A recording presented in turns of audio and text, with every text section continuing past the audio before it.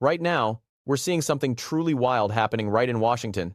Speaker Mike Johnson just went public with a direct split from Donald Trump over Greenland. And the reason behind it shows exactly how much real power both of these guys have already lost along the way. Johnson's power as Speaker always relied on Trump's tight hold over the whole Republican group in the House, but that hold keeps slipping away fast these days. The Republican majority in the House has shrunk down to basically zero after one member passed away. Another landed in the hospital, and Marjorie Taylor Greene walked away from her seat. Johnson scrambles to keep a shaky team together that's cracking right before our eyes. This morning, reporters pushed him hard on Greenland. He faced a tough spot where he had to pick between backing Trump's wild talk or shielding his own shaky members from blowback. In the end, he stepped back from the president completely. And that move says it all about where Republican strength truly sits today. Before we dig into Johnson's exact words and what they signal for the future, I want to share something Senator Chris Murphy pointed out last night. It puts this whole Greenland mess into a brand new light that everyone should catch. Murphy made clear this goes beyond just dodging talk about those Epstein files, even though it sure helps with that too. He spelled out the real risks in a way that hits home for anyone watching world events closely. Let's roll that clip now. We shouldn't put Venezuela in our rearview mirror. Nope. Just today, you're starting to see some unrest in the capital. That is a place full of very dangerous guerrilla groups. What does he think our obligation is? Should his chosen leader, Delcy Rodriguez, be disposed? That could get more messy. But the consequence of Greenland becoming an actual thing we have to worry about is earth-shattering, because it is the end of NATO. It is a massive interruption in the U.S.-European alliance structure. And if you listen, I think people are sort of tired of being told that they should care about Europe, but there is really no way to manage and confront the rise of China without the United States and Europe working together. And so Greenland, if he ever did anything to try to move there, would just be the biggest gift ever constructed for China, because they would get kind of a free ride to global primacy as the United States and Europe were at war with each other. So that's a big deal, and we should probably stop thinking about it as a sideshow. The big question hanging over us here in January 2026 asks if the President of the United States plans to send troops against Greenland. Just saying that out loud shows how far off track everything has spun already. Trump floated this same idea before during his first time in office. Back then, the political mood let him push it a bit before he pulled back eventually. Remember when J.D. Vance and his wife flew up to Greenland for what became a total 30-minute flop? Local leaders flat out refused to even meet with them face to face. One military guy even got kicked out for saying publicly they wouldn't take that meeting at all. That's how deep this Greenland fixation runs already over time. But here's why everyone needs to treat it dead serious right now without brushing it off. Trump looks at his private polls and they paint a rough picture for him lately. The MAGA team he counted on staying rock solid starts breaking apart in front of him. Republicans keep quitting their posts one after another. Some now push back against him wide open without fear holding them back. His control over the party fades more each day we watch. So what does a strongman leader do when power at home starts to crumble away quickly? He turns eyes outward toward grabbing new land aggressively. Trump builds a case step by step for outright land grabs that echo old empire moves. And all this plays out while Trump gives more signs of mental slowdown creeping in noticeably. So who really guides the decisions day to day behind the scenes? Stephen Miller steps up big time.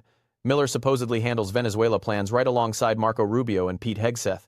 But he pushes hardest every time for jumping straight into military steps without waiting around. This statement last night saying that the military option is on the table. Lost a lot of weight. Thank you for the perspective. They said that the military option is on the table. So is the administration really willing to risk the NATO alliance by potentially moving ahead with military operation? What I think the White House said yesterday is what I will tell you now, and I've always said. The president always retained the option. Every president, not this president, every president always retains the option. I'm not talking about Greenland. I'm just talking about globally. If the president identifies a threat to the national security of the United States, every president retains the option to address it through military means. As a diplomat, which is what I am now, and what we work on, we always prefer to settle it in different ways. That included in Venezuela. We tried repeatedly to reach an outcome here that did not involve having to go in and grab an indicted drug trafficker. Those were unsuccessful, unfortunately. Rubio's recent comments stand out because they lay bare how the team frames military moves in ways that flip back and forth confusingly. Trump said Congress holds zero say over the Venezuela raid because he labeled it police work, not a war push at all. He framed it as grabbing a charged drug runner, pure and simple. That let him skip past Congress rules on starting fights overseas entirely. But now Hegseth calls that same move a full military job without hesitation. Sending soldiers into Greenland crosses no doubt into straight Army action territory everyone agrees on instantly. That's exactly why Senator Ruben Gallego files a measure now to stop Trump cold without Congress sign off first. Still, the talk grows hotter by the hour across the board relentlessly. Trump pushes open for troops planted firm on Greenland soil right away. Katie Miller blasted it out online without holding back much. Stephen Miller hits CNN yelling about why it matters so much strategically for everyone listening closely. They loop right back every single time to that one core claim without fail. Greenland holds key value for United States safety above all else. They tie it mostly to blocking Russia moves in the area watching nearby. That line lands extra hollow when you see their pushback against helping Ukraine hard at work fighting off Russian attacks today, but sticking to one clear story never ranked high on their list anyway. Miller, Hegseth, and Trump lock arms fully on this path forward together tightly. Congressional Republicans boil over with anger at the whole direction taking shape now. This Greenland push turns into a giant headache politically, weighing them down heavily.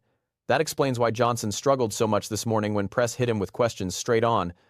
He dodged hard, trying not to slam Trump outright in public view, but he couldn't duck the split completely no matter how he worded it carefully. I've spoken to the question. I'm not gonna take 1,000 gotcha questions this morning trying to pit me against the White House. It is. I've said I can't be more clear than I have been on this. I've given lengthy statements on it. You know where I stand. You know where the House stands. We're going to get a briefing today, and then we'll see how it develops. So everybody relax. Yes.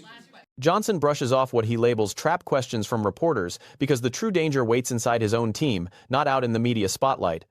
Republicans right now lack even a working majority to push anything through smoothly anymore. Marjorie Taylor Greene's exit from her seat hit them hard without warning coming. The death of a California Republican stung deep, cutting numbers lower instantly, and an 80-year-old Indiana Republican sits stuck in the hospital holding things up badly. Johnson runs with no room left at all for slip-ups anywhere along the way. Greene's empty spot might fill soon, handing him one vote back temporarily at least. But then Mike Cherry steps up as governor and her old seat flips blue to Democrats, putting them right back at even or worse off than before. Johnson walks a tightrope where losing one ally spells total disaster waiting around every corner. That hands huge sway to guys like Don Bacon, who hints at quitting outright if pushed too far. And Thomas Massie clashes head-on with Trump without backing down once shown. Johnson sees clear as day how a Greenland push would tank Republican chances across the board badly. He knows deep down his group wants no part of that fight at all costs. Johnson stays locked in full defense mode, clinging tight to power somehow day by day. He dodges angering Trump directly while skipping full thumbs up on a plan that wrecks midterm hopes completely. But he lets slip one line on Greenland that cuts straight against Trump's own words, clearly. And that slip matters big time when you break down what it really signals moving ahead. When President Trump has talked about military action in Greenland, you said that there didn't need to be military notification or that this wasn't a war act in Venezuela. If there is military action in Greenland, would Congress need authorization? And also, would Congress need authorization for need to have power of the purse for control of oil in Venezuela? Okay, let me address them in turn. We're not at war with Greenland. We have no intention of being it. We have no reason to be at war with Greenland, okay? Everybody knows there's geopolitical and strategic importance of that. Johnson flat out said, "We're not locked in war with Greenland right now, plain and simple, without dancing around it much." That one clear line lands heavy because Trump boasted this morning he'd ditch NATO ties quick if it opened doors to claim Greenland fully. Rubio backed that vibe up, nodding along that every path stays wide open still today without closing off yet. So who's telling the real story here, amid all the mixed signals flying everywhere? Mike Johnson turns into the best example going of how lost the Republican Party feels deep down right now completely. They ditch promises made loud during campaign trails without blinking twice anymore. They run the country against their own written rules laid out before taking seats firmly, and their core beliefs drift aimless without anchors holding steady through storms hitting hard. That's the raw truth of MAGA standing in 2026, staring everyone down boldly. Johnson captures that mess perfectly without even trying too hard naturally. He grasps at what ground to claim next, because nothing feels solid underfoot anymore, truly. Republicans chased power hard just to hold on to it blindly, without clear plans attached ever. But now with keys in hand they learn quick their ideas, don't build more wins coming their way steadily. Trump bets big on fresh empire grabs to claw back strength, fading fast around him daily. He eyes Greenland, Panama, Cuba, Venezuela, all lined up without links tying them smartly. No real plan guides any piece of that puzzle snapping together neatly at all.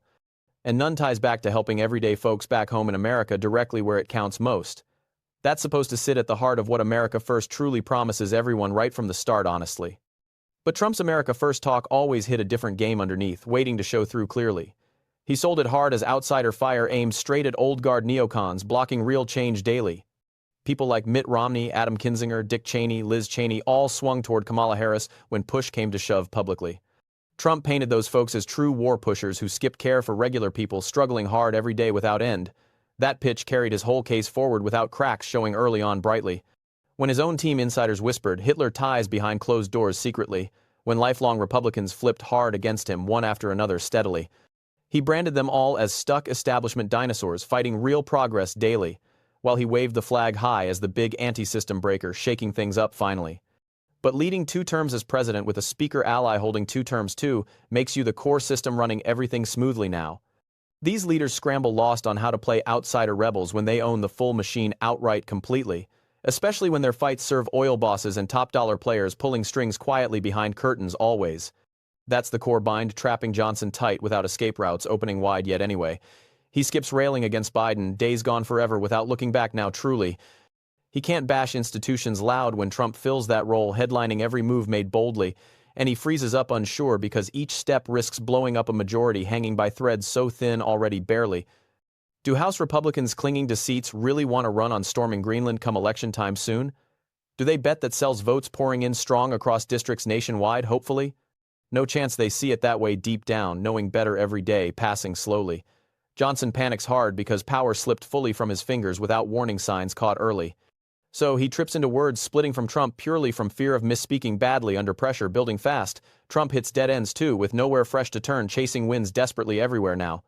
Yes, we need to call out this as his big push towards strongman land grabs without question raised loudly.